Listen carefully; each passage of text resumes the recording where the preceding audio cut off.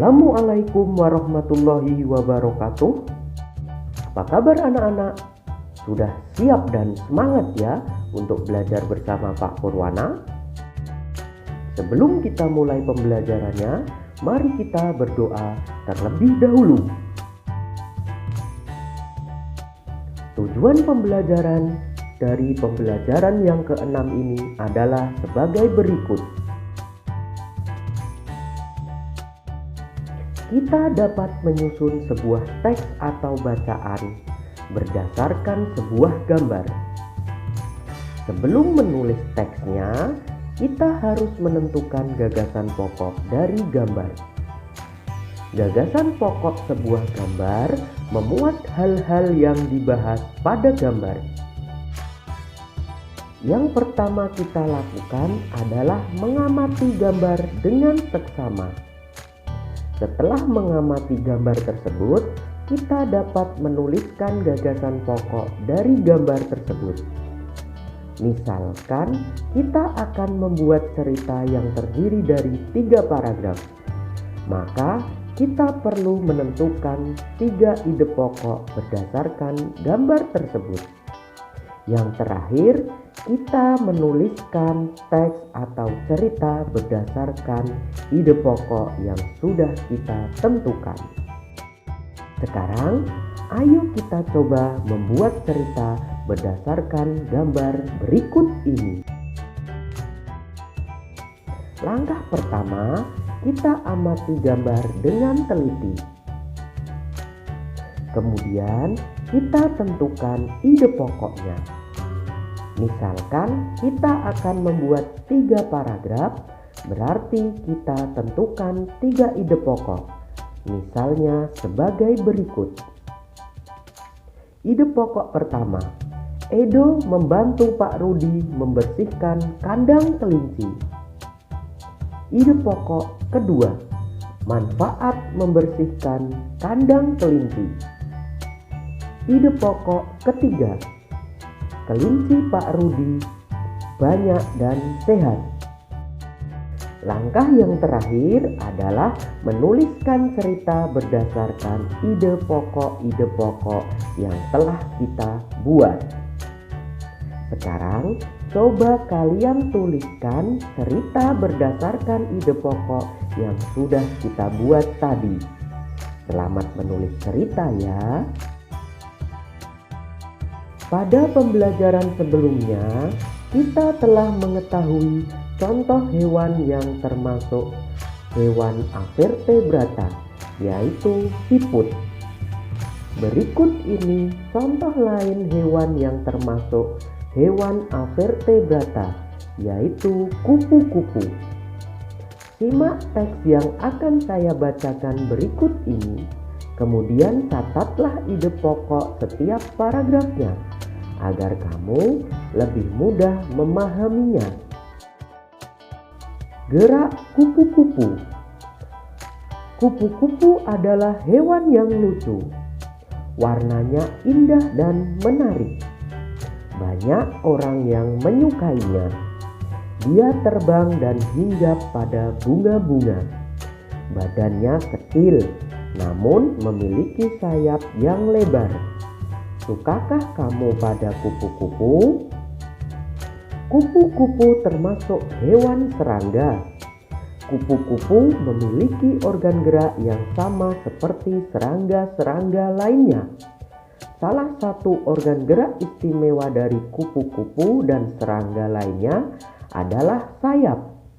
Dengan sayap ini, maka menjadikan serangga sebagai satu-satunya hewan avertebrata yang bisa terbang. Tahukah kamu, sayap kupu-kupu yang indah sebenarnya transparan? Lalu, kenapa terlihat berwarna-warni? Sayap kupu-kupu terlihat warna-warni karena perbedaan kecerahan pada setiap lapisan tipisnya. Kupu-kupu memiliki kemampuan terbang yang luar biasa.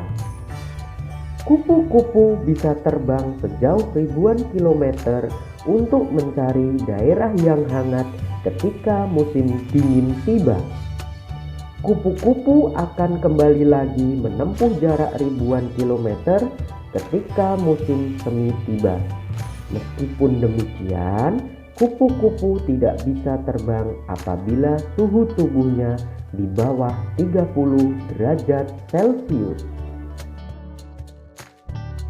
Berikut ini ide pokok dari teks gerak kupu-kupu.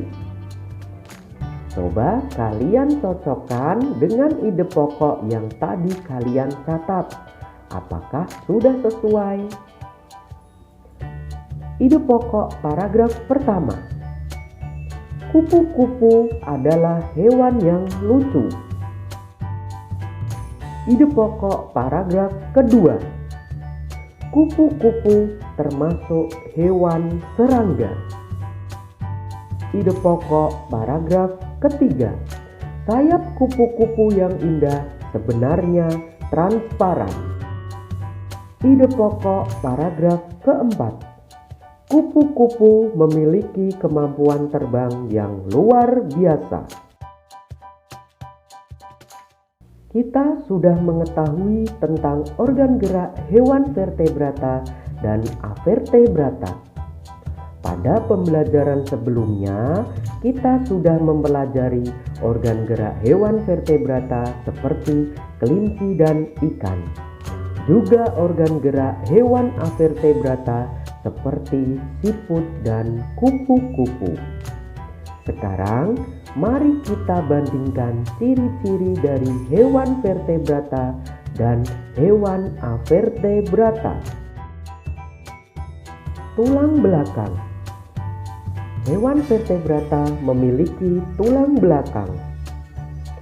Avertebrata tidak memiliki tulang belakang. Letak rangka.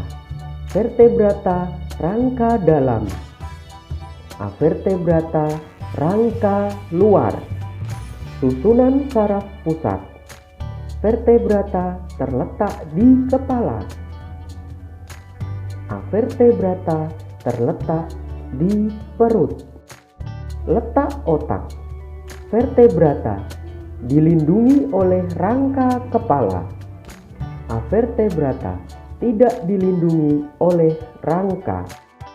Gerak tubuh. Vertebrata bergerak dengan cepat dan lincah. Avertebrata bergerak lambat. Itulah perbedaan ciri-ciri antara hewan vertebrata dan avertebrata. Demikian pembelajaran yang keenam dari tema 1 subtema 1.